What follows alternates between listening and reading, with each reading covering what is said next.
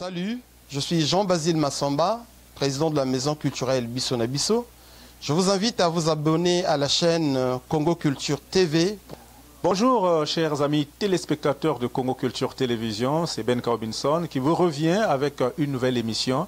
Il s'agit des Proverbes de chez nous. Alors, Proverbes de chez nous, c'est une émission qui va nous montrer la sagesse pratique du Congo, notamment du nord au sud, à travers les contes, les proverbes, disons mieux, les sources orales. Alors, avec nous sur ce plateau pour une première émission inaugurale, nous aurons Jean-Basile Massamba. Il s'agit du président de la maison culturelle Bisso na Bisso, une maison culturelle qui est connue pour l'archivage des disques et autres, mais qui nous revient avec un autre concept. Il s'agit des proverbes. Alors, proverbes de chez nous, sans plus tarder, nous allons découvrir à travers l'entretien que nous avons avec Monsieur Jean-Basile Massamba, quelle est la richesse? Qu'est-ce qui se cache derrière ces proverbes populaires que nous connaissons, que nous entendons parler, mais dont nous ne maîtrisons pas toujours le sens? En tout cas, je ne vous en dis pas plus. Avec nous, Jean-Basile Massamba. Monsieur Jean-Basile Massamba, bonjour. Bonjour. Bienvenue sur Congo Culture Télévision. Hein. Avec plaisir d'ailleurs. Ok. Alors, nous vous recevons ici dans le cadre d'un nouveau concept que vous avez mis en place au niveau de la maison culturelle Bisso na Bisso. Mais avant tout, j'aimerais que vous puissiez vous présenter aux téléspectateurs de Congo Culture Télévision. Qui est Jean-Basile Massamba? Alors, je suis le président de la maison culturelle Bisso na Bisso, une maison qui s'occupe de la conservation et de la collecte du patrimoine audio-musical du Congo, des deux Congos, d'Afrique et d'ailleurs. Une façon de mettre en valeur notre musique, nos valeurs culturelles, en grosso modo.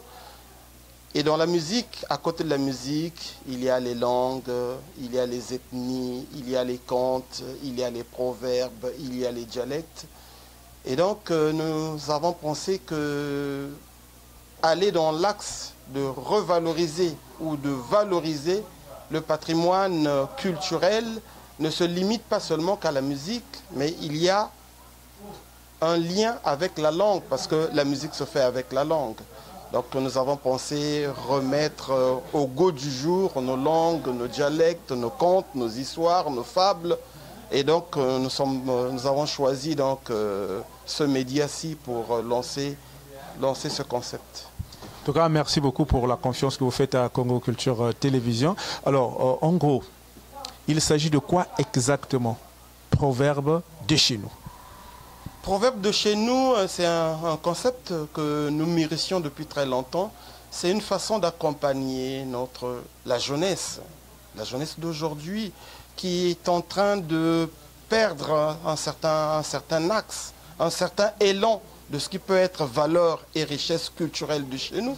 Parce que ne dit-on pas qu'il faudrait d'abord se connaître avant de chercher à connaître l'autre. Donc, nous avons pensé qu'il fallait bien une émission, un concept qui va donner la saveur, l'ode de nos langues, de nos dialectes, de nos valeurs à travers les langues, les dialectes. Et demain, peut-être faire un lien, une comparaison avec les langues d'autrui, celles qui sont en train, qu'on n'en a pas cette invasion-là. Mais c'est quand même déplorable la courbe que prennent nos langues, qui sont en train de perdre un peu de la vitesse et de l'élan. Une façon de les remettre, donc, nous avons dit, au goût du jour. Alors, vous savez tous, chers amis téléspectateurs, que les langues, comme venait de le dire Jean-Basile Massamba, prennent un sérieux coup au Congo. D'ailleurs, sous d'autres cieux, la scolarisation commence par les langues vernaculaires, les langues nationales, avant de pouvoir prendre les langues officielles. Mais chez nous, en tout cas, il y a un peu ce désaveu de langue locale. Comment est-ce que vous vivez cette situation, M. Jean-Basile Massamba? Parce que c'est même une honte dans certaines familles que de voir les enfants parler les langues vernaculaires. Est-ce que c'est vraiment normal? Bon, est-ce que nous sommes venus pour corriger? Nous ne voulons pas déplorer, nous ne voulons pas critiquer, mais il était un devoir impérieux pour nous. Peut-être que c'est parce qu'il manquait ces émissions du genre qu'il fallait bien aujourd'hui donc mettre sur pied ce concept-là. Parce que si jamais on arrivait à conscientiser une personne, Demain, après-demain, nous serions à 3 et les 3 réussiront à conscientiser 5. Et de 5 et 3, nous partirons à 8 et peut-être jamais. L'idéal, c'est d'abord donc montrer la richesse pour nous en tant que peuple autochtone, peuple du pays, mais de telle sorte qu'aussi cela aille à la conquête des autres frontières, à la conquête des autres langues. Nous avons un continent assez grand, l'Afrique, avec 54 pays, mais après l'Afrique, nous aurions à conquérir l'Europe, l'Océanie, les Amériques, de telle sorte que j'aime bien prendre cette maxime du professeur Mobonda qui disait que c'est parce que nous ne savons pas nous vendre. Nous ne savons pas aller à la conquête des autres nations. Nous ne savons pas aller au-delà des autres frontières pour vendre notre culture, pour vendre nos valeurs, pour vendre notre richesse. Et la langue constitue en elle-même une richesse et une valeur. Un écrivain chinois disait que de maudire les ténèbres, allumant une chandelle aussi petite soit-elle. Et donc nous avons pensé commencer avec ce concept-là, de telle sorte que nous arrivions à conquérir un auditoire, conquérir un nombre de spectateurs. Si demain déjà 10 peuvent être collés, et après 10 ans peut-être que nous serions à 100 000, 1 million, c'est ça l'idéal. En tout cas, un objectif à très court terme, à moyen et aussi à long terme, selon les propos de M. Jean-Basile Massamba. Alors, dites-nous maintenant que le décor est planté. Nous allons profiter donc de cette sagesse pratique. Alors, quels sont quelques proverbes que nous avez prévus pour nous aujourd'hui? Alors, c'est un échantillon. Je vais d'abord commencer par donner un proverbe d'un écrivain chinois qui disait que le temps se moque de tout ce qui se fait sans lui. Et par analogie, il y a un proverbe africain qui dit que ce n'est pas au lendemain de la chasse qu'on élève le chien. Et chez nous, nous avons un proverbe qui dit que si vous prenez tous ces 3 proverbes, ils ont presque le même sens. Le temps se moque de tout ce qui se fait sans lui. Ça a été dit par un écrivain chinois. Et un proverbe ouest-africain qui dit que ce n'est pas au lendemain de la chasse qu'on élève le chien. Et chez nous, nous disons que le coq que vous irez vendre au marché de vendredi, il faudrait déjà l'attacher le jeudi. Parce que si c'est le jeudi que vous allez le rechercher, il va s'évaporer dans la forêt et ce ne serait pas évident que vous l'ayez. Donc, montrez déjà par analogie que les proverbes constituent en leur sein une valeur linguistique. En dehors de la valeur linguistique, il y a une valeur culturelle. Et ce proverbe-là, c'est pour dire qu'il faut prévenir, tout doit se prévenir.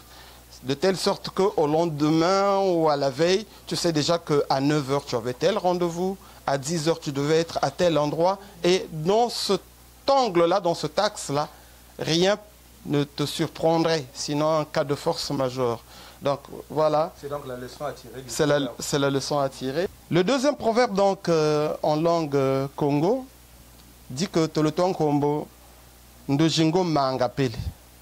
Alors Kombo ici c'est représenté par la chèvre. La chèvre quand elle dort, tout au long de la nuit, elle n'a que peur du lion. Toloton Kombo Ndojingo Mangapele. En fait c'est ce proverbe-là, nous pouvons le classer dans le cadre que si jamais tu as une dette, tu as un engagement vis-à-vis d'une personne, à une minute, à un instant près que tu y penses, tu peux ressentir, oui, tu perds le sommeil, tu peux avoir une chair de poule. Ça y va de la situation. Et souvent, nous pouvons l'utiliser d'une manière vulgaire.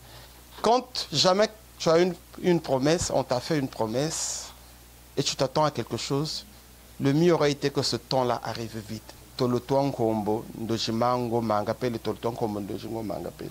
Et donc ça, c'est encore un proverbe. Et c'est beaucoup plus. Hein. Nous voulons bien que ce soit destiné à la jeunesse. Hein.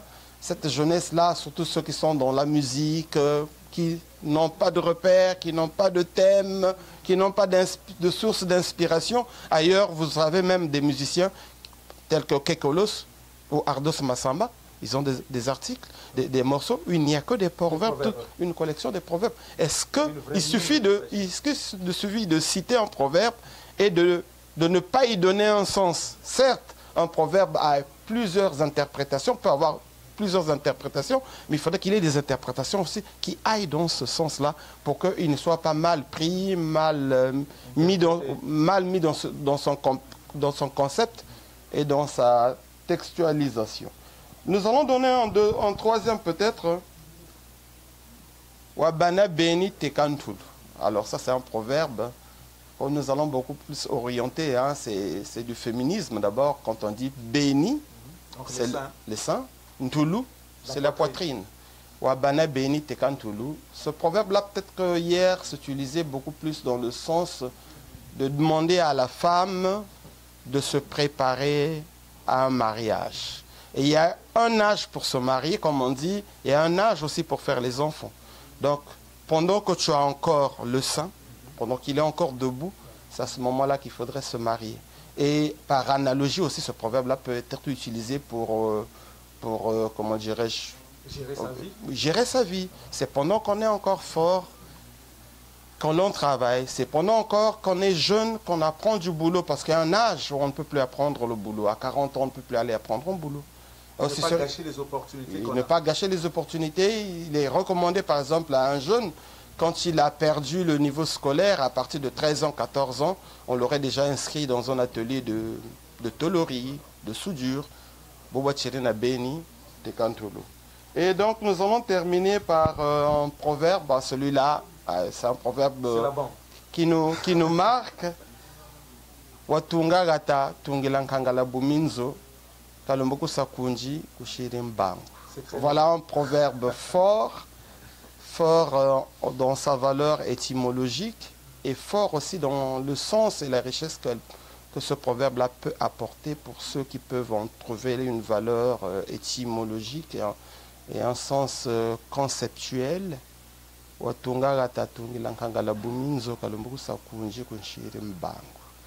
Le sens qu'on va donner à ce proverbe-là, c'est de... Généralement... La traduction littérale d'abord. Bon, ben si tu construis une maison, il faut construire une maison pour l'araignée. S'il ne fait pas de toi un pilier, il fera de toi un sommier. C'est ça le sens. Et ce sens-là cadre beaucoup plus avec l'évolution de la vie sociale aujourd'hui. Vous avez un oncle, quand tu as besoin de 100 francs, il faut aller chez l'oncle. Quand tu as besoin de 10 000 francs, il faut aller chez l'oncle. Quand tu as besoin de 100 000 francs, il faut aller chez l'oncle, là, frère. L'oncle va se fatiguer, ça crée une dépendance et l'oncle va se fatiguer et se ruiner. Alors cet oncle-là aurait bien fait d'orienter. C'est-à-dire que, bon, moi, toi, tu voudrais bien apprendre quoi? Ben, papa, moi, j'aimerais être chauffeur. Et tu l'aides à avoir un permis. Si jamais les moyens sont là, tu lui trouves une voiture avec laquelle il pourrait commencer. Il ne viendra chez toi que quand il aura besoin de 500 000. Et dans les 500 000, il aura déjà réuni 300 000. Il ne viendra que pour le complément.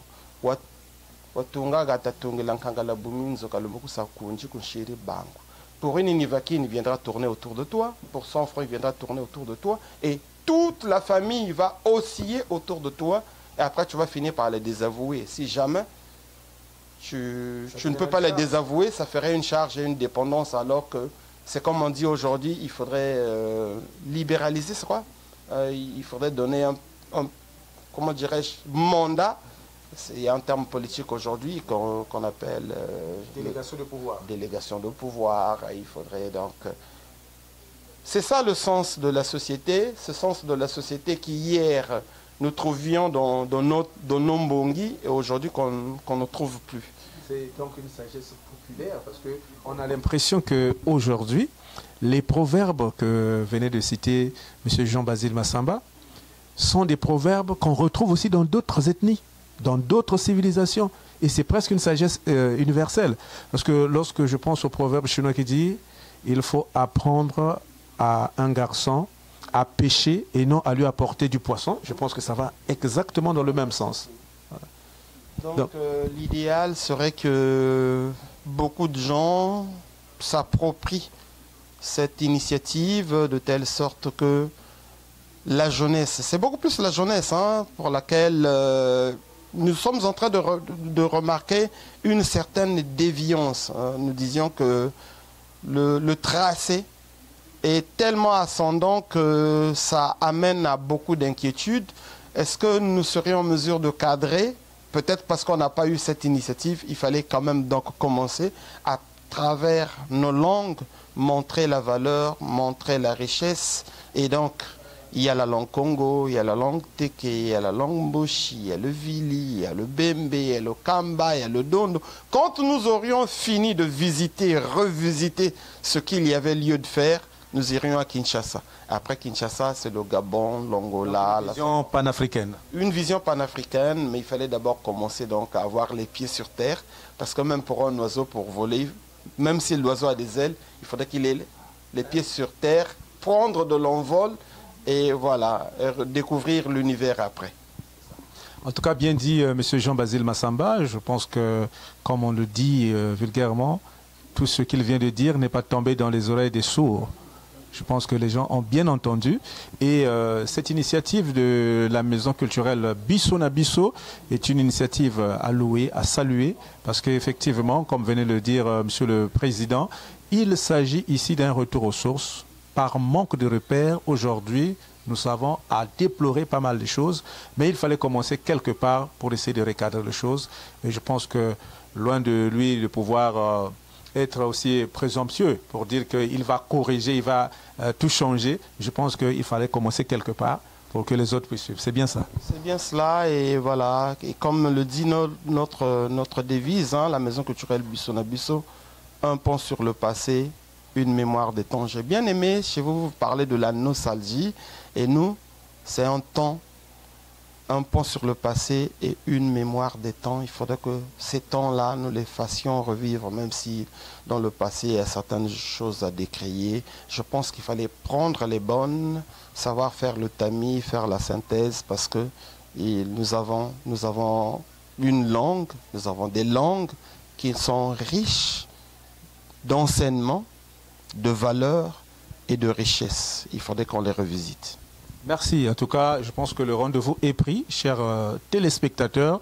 Dorénavant, chaque semaine, nous aurons à suivre l'émission Proverbes de chez nous sur Congo Culture Télévision, une initiative de la maison culturelle Bisso na Bisso, produite par le groupe Ben Robinson à travers la chaîne culturelle Congo Culture Télévision. Je vous invite donc à vous abonner d'abord sur notre page Congo Culture et sur la chaîne YouTube Congo Culture TV pour ne pas manquer une seule émission de ce programme que nous proposons, notamment les proverbes de chez nous. Au revoir et à la semaine prochaine. Salut, je suis Jean-Basile Massamba, président de la maison culturelle Bisso na Bisso. Je vous invite à vous abonner à la chaîne Congo Culture TV pour ne pas manquer les émissions des proverbes de chez nous.